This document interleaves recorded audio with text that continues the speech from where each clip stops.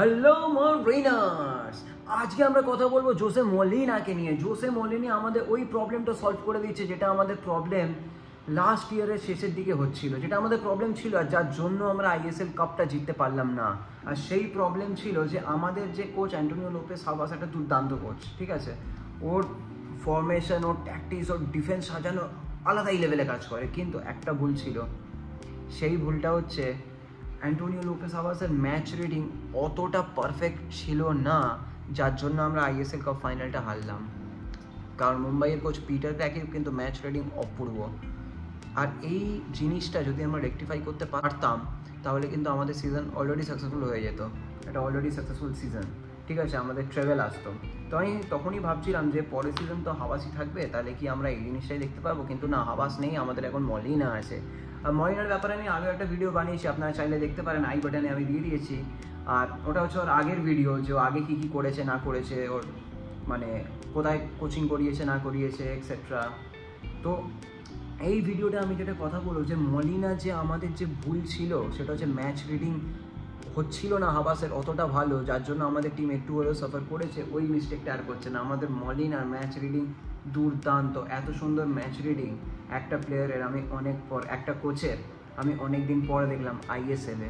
মলিনা যেটা অপূর্ব কাজ করে দেখালো ওটা হচ্ছে যখন মলিনা দেখলো যে পেট্রাটোস এই ম্যাচটা খেলবে না, ওর অ্যাবসেন্সে ওই জায়গাটা দিল সাহাল আব্দুল সামাদকে।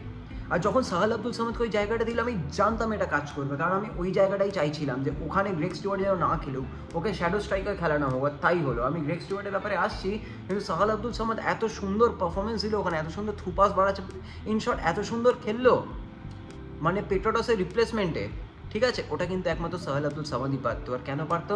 ও না আর বাঁ দিকে চলতো না ডান দিকে চলতো, ওকে মাঝখানে খেলানো হতো, সেন্ট্রাল অ্যাটাকিং মিডফিল্ডার, এটাই ওর জায়গা। সাহাল আব্দুল সামাদের এটা আমাদের বুঝিয়ে দিল যে জায়গা হচ্ছে যখন পেট্রাটোস খেলবে না, তখন ফার্স্ট চয়েস হচ্ছে সাহাল আব্দুল সামাদ।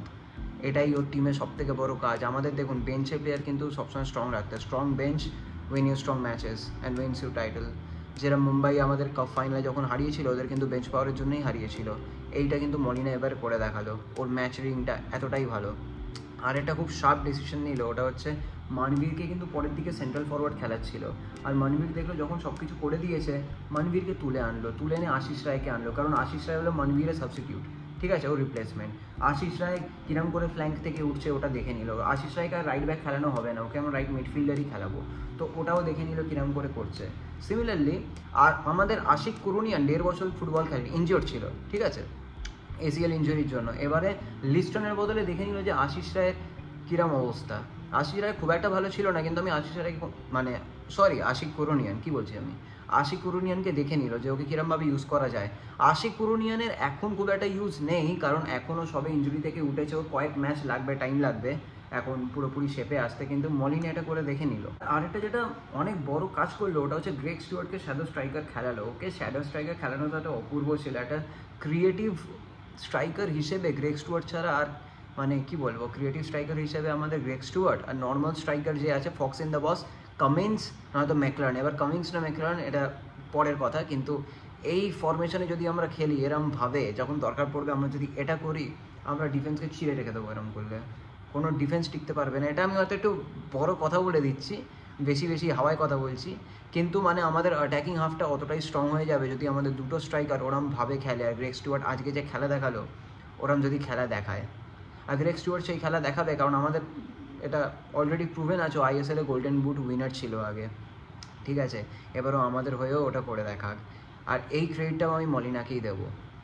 আর ওর চেঞ্জেসগুলো এত ভালো ভালো ছিল, সব প্লেয়ারকে যেরকম ট্রাই করে করে দেখলো। আমাদের টম অ্যালড্রেডের ডিফেন্সে কোনো একটু প্রবলেম হচ্ছিল, ঠিক আছে, তো টম অ্যালড্রেডকে তুলে আলবাতো রদ্রিগেজকে পরের হাফেই নামিয়ে দিয়েছে। 45 মিনিটস টম অ্যালড্রেডকে খেলালো, যে আগের ম্যাচও খেলেছে, আর 45 মিনিটস আলবাতো রদ্রিগেজকেও খেলালো, কারণ পরের ম্যাচে আমাদের ডার্বি আছে, ডার্বিতে যাতে পারফেক্ট টিম নামাতে পারে এই জন্য পুরো সব কিছু করে দেখে নিচ্ছে। আর সব থেকে বড়ো কথা, থাপাকে যেরমভাবে আনলো, অপুইয়াকে তুলে থাপাকে লাইক ফর লাইক সাবস্টিটিউশন। আপনি বলুন, লাস্ট সিজনে হাবাসের আন্ডারে কি আপনি লাইক ফর লাইক সাবস্টিটিউশনটা দেখতে চেয়েছেন? আপনার কি এটা মনে হয়েছে যে এই প্লেয়ারটা কেন এরমভাবে আসলো হঠাৎ করে? আমাদের তো ওটা দরকার। আইএসএল কাপ ফাইনাল যখন জনি কাকু অত হাঁপিয়ে গেছে, ওকে কেন খেলিয়েই যাচ্ছে। আমরা 5টা সাবস্টিটিউশন ঠিকমতো ইউজ করতাম না কখনো। আমাদের বেঞ্চে প্লেয়াররা তো বসেই আছে, আর যে প্লেয়াররা খেলছে হাঁপিয়ে যাচ্ছে, তাও খেলে যাচ্ছে। এই যে ভুলের কথা বলছি, এই ভুলটাই জন্যই আমরা আইএসএল কাপ ফাইনাল হেরেছি, আমাদের ট্রেভেলটা হলো না। আর এই ভুলটাই সবার আগে রেকটিফাই করছে জোসে মলিনা, যার জন্য আমার জোসে মলিনাকে এতটা ভালো লাগছে, ওর কোচিংকে এতটা ভালো লাগছে। এইবারে দেখুন, একটা কথা তো আমাদের মানতে হবে, জোসে মলিনার ট্রেনিং কিন্তু খুব মানে রিগোরাস ট্রেনিং করাচ্ছে, ঠিক আছে? আগে হাওয়া যেটা করাতো ওর থেকে একটু স্ট্রিক্ট ট্রেনিং করাচ্ছে, আর ওর জন্য জেসন কামিন্সকে শুধু শুটিং ট্রেনিং করানো হচ্ছে, ঠিক আছে? মানে শুধু বলবো না, কিন্তু ওখানে ফোকাস করা হচ্ছে জেসন কামিন্সের ওপর। তারপর সোহেল ভাটকে যেরকমভাবে নামালো, সোহেল ভাটকে আমরা ফার্স্ট টিমে নামাইনি, সোহেল ভাটকে রাখা হলো। আর লাস্ট 10 মিনিটে যদি পেসি প্লেয়ার লাগে তাহলে কিন্তু ওখানে সোহেল ভাটই আমাদের জন্য কাজে লাগবে। এইটা কিন্তু মলিনা খুব ভালো করছে। কিন্তু হ্যাঁ, একটা কথা হচ্ছে, আমরা কিন্তু ডিফেন্স এখনও টেস্টেড হইনি, তো ডিফেন্স কিরম কী করছে বা ডিফেন্সিভ মিডফিল্ডও আমি বলবো কিরম কী করছে ওটা নিয়ে আমরা এখনও দেখতে পাইনি। কিন্তু আপাতত ইনিশিয়াল স্টেজে জোসে মলিনাকে যেরকম লাগছে, আমার তো কোচিং খুবই ভালো লাগছে। ওর যে প্ল্যানটা আছে, ওর যে কোচিং ফর্মুলা আছে, ওটা আমাদের টিমকে খুব স্যুট করছে, আর এটা আমাদের রেজাল্ট দেবে। আর আমরা আবার চ্যাম্পিয়ন টিম হয়ে দেখাবো। আমরা অলরেডি চ্যাম্পিয়ন টিম আছি, আমরা এবারেও সব জিতে চ্যাম্পিয়ন টিম হয়ে দেখাবো। জোসে মলিনার ওই ক্ষমতাটা আছে যে ও এটা করে দেখাবে।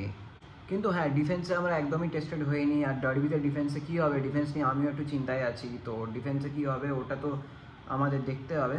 আবার পাশের বাড়ির কোচ মানে ইস্ট বেঙ্গলের কোচ আমাদের এবার খেলা দেখতে এসেছিল, স্টেডিয়ামে বসে দেখি চশমা করে আমাদের খেলা দেখছে। কি বুঝলো?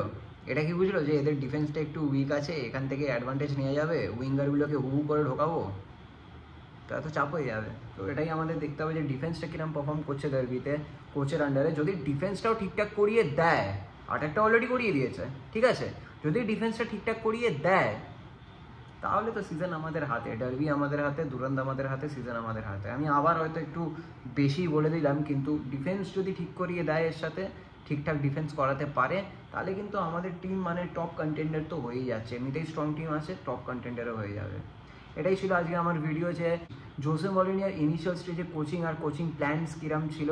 আপনার যদি ভিডিওটা ভালো লেগে থাকে ভিডিওটাকে লাইক করবেন, চ্যানেলটাকে সাবস্ক্রাইব করবেন। আর আপনার কি মতামত জোসে মলিনাকে নিয়ে বা অন্য কিছু মতামত, আপনি নিশ্চয়ই আমাকে কমেন্টে জানান, ঠিক আছে?